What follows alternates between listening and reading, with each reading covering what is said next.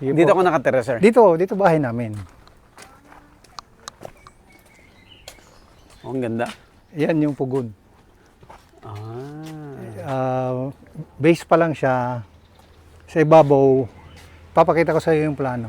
Pero essentially, ito yung pinaka makamesa. Tapos magkakaroon ng pugon dito.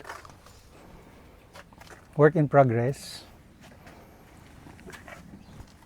Kasi si sir ay expert sa pizza. Pizza production, training, and franchising. Yun ang... Alam mo kung ano gagawin kong clay. Yung termite. Oo, yung punso. Punso. Na may mix ng river sand. So, ni-research ko na yon. Ito po ang mga alaga ni Mrs. Ang gaganda. Mga halaman. Ang ganda ng halaman. Wow. Beb! Tuloy niya, ipasok niya yung No, sir. chinelas. Walang problema. Sige. Gusto mo bang matuto ng agribusiness, crops, livestock and poultry, aquaculture, at ma-inspire sa mga success stories? Agribusiness How It Works! As a YouTube channel, Agribusiness features entrepreneurs, farmers, organizations, OFWs, investors. However, beyond our usual content and official endorsements, Agribusiness does not engage in other business dealings with them. While our viewers and featured individuals and entities may choose to pursue business deals with each other on their own, we encourage them to be cautious in doing so. Aming Ganda ng bahay niyo, sir. rest house. Sensya na, magulo. Kami tatlo lang dito. Yung misis, ako, at saka yung bunso. Ilan po anak mo, sir? Dalawa. Yung isa dalawa ay, ano to? Dalawa ng anak. Dalawa ba? Yung panganay. Tatlo na pala. Yung panganay. Oo, yung bunso mo? Yung bunso, nag-aaral pa. High school. Malayo. Dito lang. I mean, Malayang Agwat. this, Yes, Malayang Agwat. Agwat. Oo. Yun talaga yung pag-OFW ka eh. Gusto niyo ng, alam mo yung Bignay? Opo. Ayan. Hello, Hello, ma'am. si Mila. Good afternoon po. Si Body po, ma'am. sa kampo. Sila sa agribusiness, anak. Family. Yes. Oo. Yes, ma'am. Yes, ma'am. Excuse. Ayan. Apo, apo. Ito, yung Bignay, ano? Apo. Yun ang gusto Big ko. Nine na coffee? Hindi. Bignay tea, Tea. Bignay juice, Okay. Bignay wine. Yan yung aking wine. Kayo naggagawa ng wine, sir? Yes. Ito'y kasama din ng pagiging OFW. Alam mo sa Saudi, Gumagawa kayo gagawa ng ano? sadike. Oo. Yung sadike ay ang equivalent nun ay lambanog, Lambanog. dito sa atin. Kung sa vodka, sa ibang bansa, kasi galing yun sa fermented na mga gulay o prutas. Ang vodka, katumbas niya Patatas, lambanog. yes. O katumbas din ng yung distillation process Oh, nila. distillation. May counting fermentation. Tapos pag nagpa-ferment na, pakukuluan yun. Tapos kakapture nila yung pawis. Yun yung lambanog, yun yung vodka, yun yung tequila. Para-parehas Iisa sila. ang kanyan. Pero yung raw materials, Yung pinanggalingan, yun yung yes, iba-iba. iba-iba. Mamaya, patikman ko kayo ng iba-iba. Sa subdivision natin, napakaraming bigyan. Ang daming Bignay doon. Sobra. Kung matututunan niyo yung mga process yan, tikman niyo muna yung tea. Ito yung kanina ko lang ginawa. Yung teaser. Tea, yes. Oo. Ewan ko kung okay na yung sweetness niyan. Pero ito ay napakataas ang antioxidant. Kala ko ang sugar. Hindi po, ano yan? Sugar po. Yun nga ang challenge. Paano ko ba madadala ito sa masa, sa tao? Yung health benefits nito. Anong ginawa mo dito, sir? Dahon? Hindi, prutas. Ba't mapakla? Ay, Medyo may pait. mapapait. Oh, yung kanyata nakasama, yung stem. Nung minash yan, ay hindi na control yung proseso. Kaya medyo mapait. Pero mas mapait, mas maganda yung antioxidant.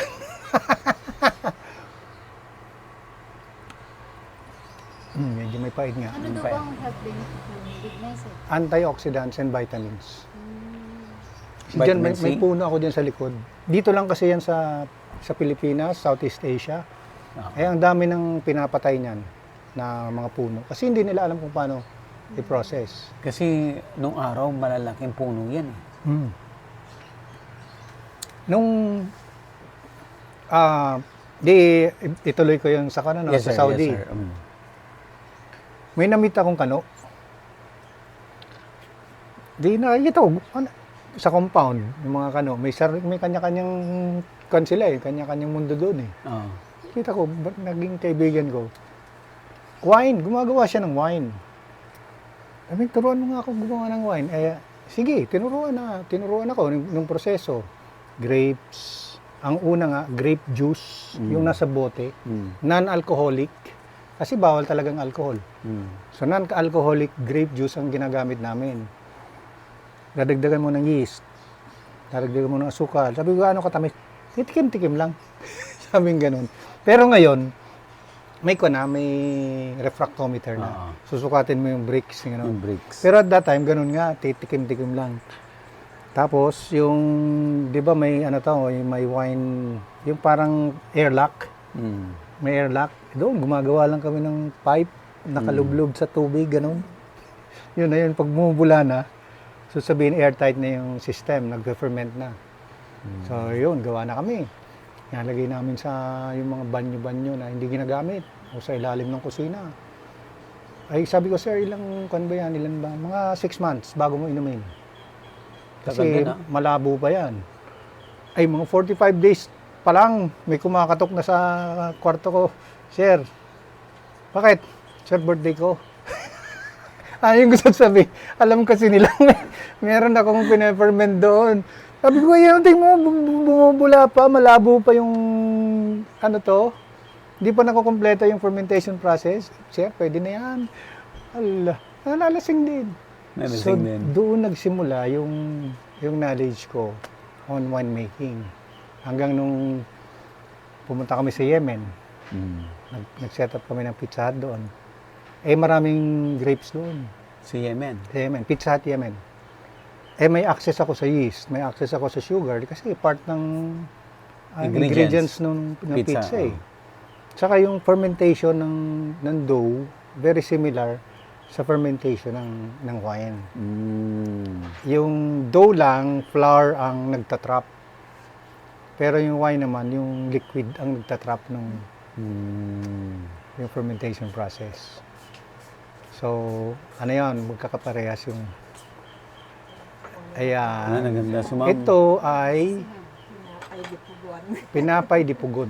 Gawa niya to, sir? Hindi. Merong nagluluto ng tinapay dyan na sinauna sa Chaong. Pugon ang gamit nila. Saan banda? Sa bayan, sir? Sa bayan. Medyo likod ng lumang Pure Gold. Meron doon. So, malalasahan niyo yung difference nung gas bake May aroma ng smoke ng to. smoke. Saka malalasahan niyo. So, just imagine, i-apply mo yun sa pizza. Ganito pa. Dahil open kitchen yan,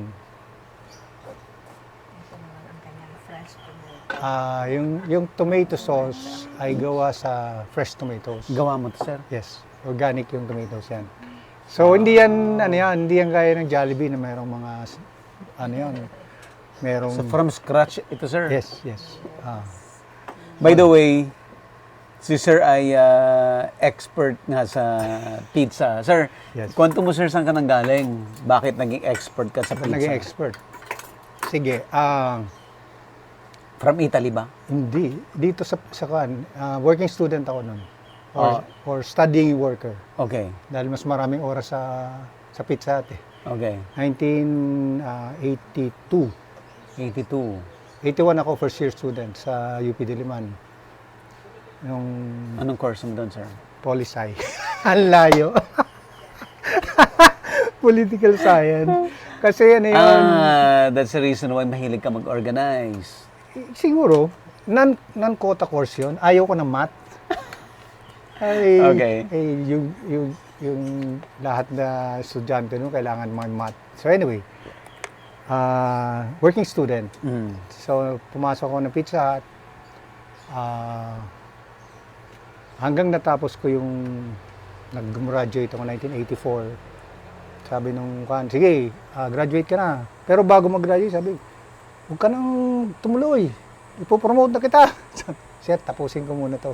Kasi ang plano, maglulo. Maglulo lang. Pagka-graduate, naging management trainee ako. Ito naman ngayon, pumasok ko yung Saudi Arabia. Nagre-recruit sila ng pioneers for Pizza Hut. Pizza Hut din. Pizza Hut din. Sabi ko, bakala ko nagbibiro. Meron bang salami, may hamba doon? Bawal yun. Sir, merong beef pepperoni, may beef salami. So yun, napunta na kami, yun. 1984. Batang-bata ka nun, sir? Batang-bata. Ilang taong ka lang nun? Fresh graduate. 21? 21, oo. Ako ngayon, tinitin ako yung pinakabatang manager sa buong Middle East. Ang Pizza Hut pa lang noon nasa Dubai, UAE. Ang sumunod nandun na sa Jeddah, Saudi Arabia.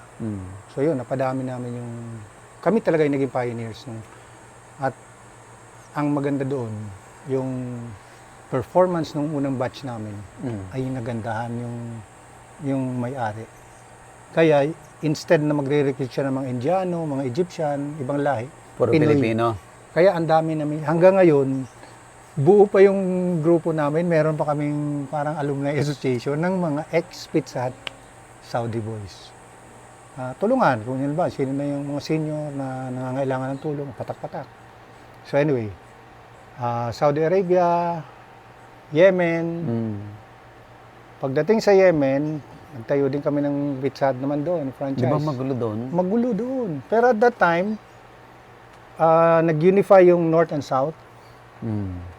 Yung mga Yemenis,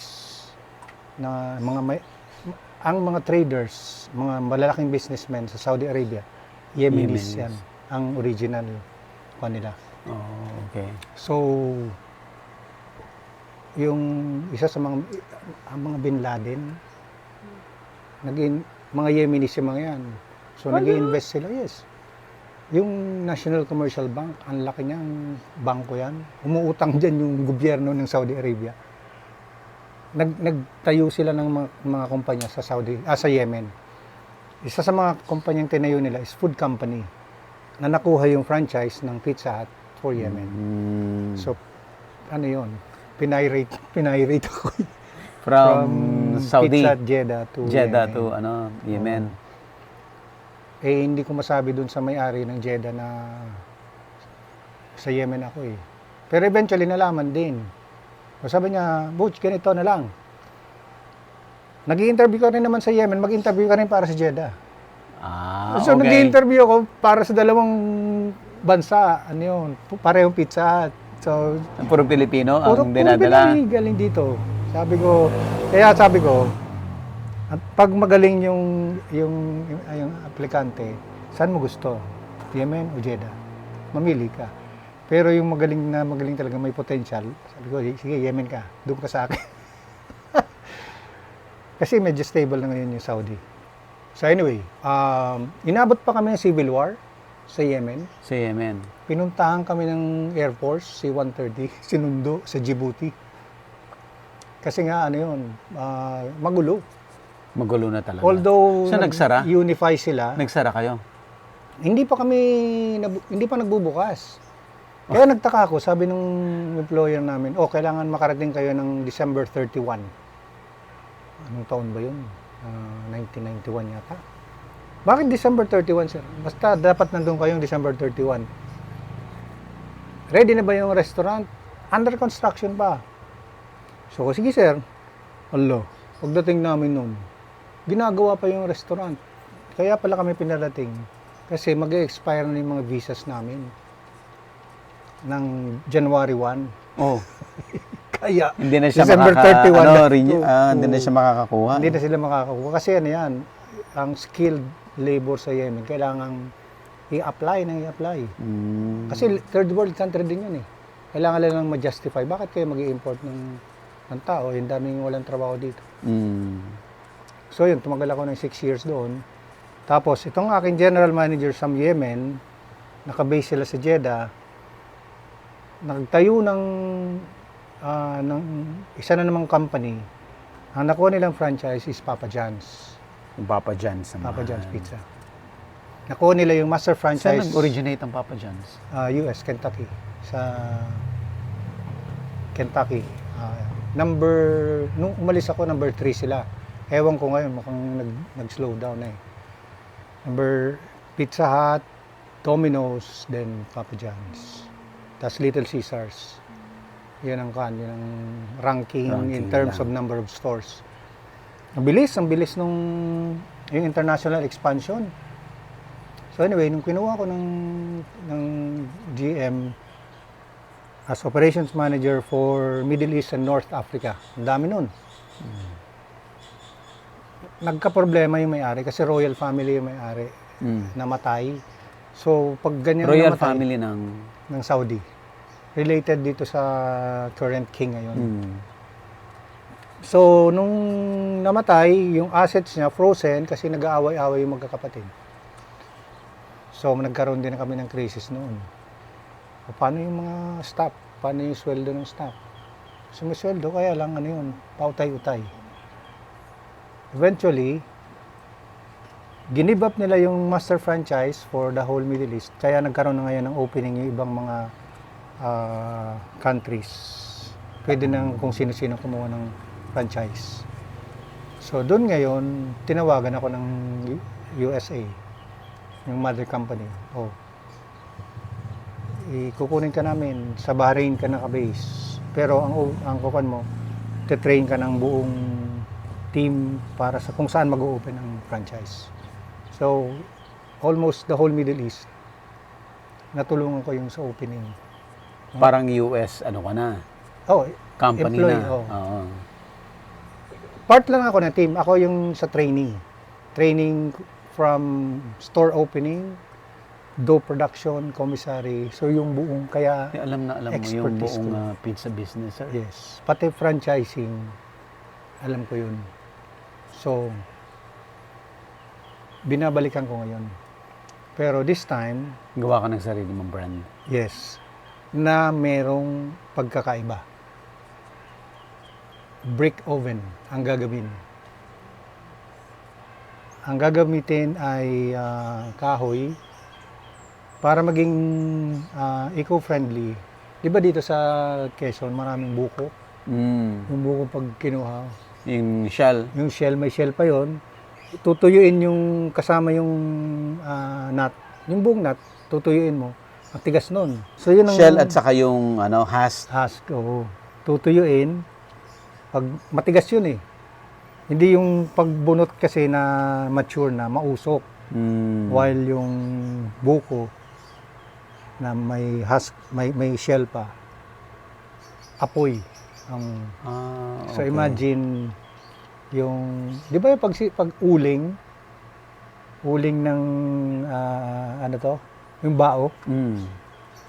Natikim ko na niluto yung ginataan na sinunog yung Yung kulapo. kulapo, yung ganon. Iba yung flavor na ini-infuse doon sa kan. So, yun ngayon ang vision ko. Na, ano ng concept, pero isi-simplify ko. Halimbawa, imagine mo yung mga coffee shops. Maraming coffee shops, ano? Meron silang day part na tinatawag na mahina, walang tao. 7 to 10. For example, wala nagkakape ng ganung oras. Nagdi-dinner sila. Pero maraming mga coffee shop na halos walang tao ng ganung oras. Doon mo ngayon i-introduce yung pizza concept. Na makikita ng tao kung paano gagawin, paano i-stretch, slap, i-tap, ilo-load sa oven. Open kitchen siya eh. 2 to 3 minutes yun, bumubula na yung pizza niyo, ilalabas, maaamoy. Tapos matitikman. Yun ang experience. Yung experience ngayon ang ibebenta mo. Saan mo itatayo, sir? Dito sa Southern Luzon. Ayoko sa Manila. Dito muna sa malalapit. In fact, meron na akong mga nata-target. Ginagamitan ko ng AI. Pipicturean ko yung coffee concept niya. Na-load ko na dun sa AI kung ano yung concept ko eh. I-apply mo dito sa to. Ang galing. On the spot makikita niya eh. Yan ay dip. Deep. Oo. Yogurt, mayo, cheese dip. Kasama yun yung concept na pagdating ng customer doon sa restaurant, meron na siyang to. platter, Oh. 3 klaseng dip, tapos yung mga dough na breadsticks. Basically, habang iniintay niyo yung pizza, meron kayong kinakain, appetizer. So gusto ko niyo tikman niyo muna. Yan ang aking bunso. Ay, si hello. BJ. Sila yung sa agribusiness. Buddy. Kalalabas lang. Yes, sir. Hingin ako nito. Gusto kong tikman ako. Sarap ng rambutan ni sir. Tamis. Sige, ma'am. So tapos na yung season ng rambutan, sir? Hindi, padating pa lang. Parating pala. So ito yan. Si AI nag-design yan? Yes, AI nag-design. Pero finid ko kung ito yung dimension. Oh, just imagine, ganito magiging itsura niyan. Kung patay ang store mo, magiging destination ka. Hindi yun naman buo, parang magkakaroon ka lang ng side Portion. business. Oo. Ganun pa rin, may coffee shop ka pa rin. Pero magkakaroon ka ng additional attraction. Kasi dyan sa Maharlika Highway, yung mga umuwi, makita lang na brick oven pizza. So, So ang concept mo, ang parang provider ka ng restaurant? yes. Hindi. Provider ng pizza products. So, pag nakausap na namin yung may-ari ng coffee shop, nag-agree na, so we will build the oven, we will deliver the dough, lahat na kailangan mo. Kasi napakasimple lang, make line, yung mesa lang, isang refrigerator, nandan yung mga toppings, at saka yung oven. Magbebenta na lang siya. Magbebenta lang siya. Tuturuan namin yung staff kung paano gumawa ng pizza. Wala kang iisipin na paano maggawa ng dough. Kami nagagawa. Kasi ganun yung concept ng Papa John's. Merong commissary, kaya consistent siya sa lahat ng branches. Iisa kasi ang gawaan ng dough. At saka yung pagkakaiba nun, yung oven, yung dough is slow proof. 3 days muna bago siya gawing. Unlike, alam mo, sa Pizza Hut, within 1 hour, alsado na yan eh. Nasa pan na yan. Bakit? Kasi ang daming yeast. While itong dough na slow proof, ipo-proof mo siya sa refrigerator, dahan-dahan yun. On the third day up to 6th day, yun yung peak ng quality. So, sabi nga parang wine. Huwag mong mamadaliin. So ano yun, kumbaga natikman ko na yung iba-ibang pizza. Naiiba talaga yung Papa John's. So yun ang, at saka ito pa, meron akong staff na nung originally siya nag-join sa Papa John's, Saudi Arabia, as delivery driver. Naturuan, naging, basta nung natapos niya yung contract niya after about 7 years, area manager siya. So may mga hawak siya. Plus, naging master baker pa siya. So, part nung role ko noon is bisita, tinitingnan, i-train. So, na-monitor ko yung progress niya. Then, nung umuwi, nagtayo siya ng ang pizza Pizza bike. niya. 5 years na siyang tumatakbo. Pag umuwi ako ng Bicol, dumadaan kami doon. Tawagan ko. Nasa bukid. Yung una niyang start dito, nagde-deliver lang siya sa bayan. Sa Timonan, Quezon. Nakita ng DTI, tinulungan siya. Naghanap siya ng site ngayon doon sa bayan. Ano yan? Tumaas yung sales niya. Ito a point na dinala ko doon yung mga kapatid ko. Tikman mo. Ganito ang pizza sa Papa John's. Kasi dinala niya dito yung knowledge niya, in-apply niya doon sa local ingredients. So ano yan? Natikman, ayos daw. Di sabi ko, atay tawag namin. Franchise na natin to. Sige sir, master mo naman yung franchising eh. Oh, so ano yan? Yung working model na yun ang kumbaga parang showroom, store number 1. Pero dito, kaya ako ginagawa dito kasi ito yung magiging komisari doon sa farm. May building na doon, naka-ready na. May grant kaming food processing plant. Sasamahan yon. Pero hanggang ngayon hindi pa nag-ooperate. So sabi ko, para kumita yung samahan, i-rent namin as komisari. So anyway, kaya ako tinatayo ito kasi part yan yung sa investors. Halimbawa, yung gusto magtayo, patikim nga, punta ka sa bahay. Ito. Or kung sino yung mga interested, meron kaming food tasting. So ayan, AI pinagawa ko rin, nahanap ko pa yung file eh. Yan ay magiging parang Italian style na may open kitchen, may pugon, may mga mesa. Yung area na to. Yes. So, hanapin ko lang para ma-visualize natin. Sige, sir. Agribusiness, how it works. Instruct, inspire, succeed.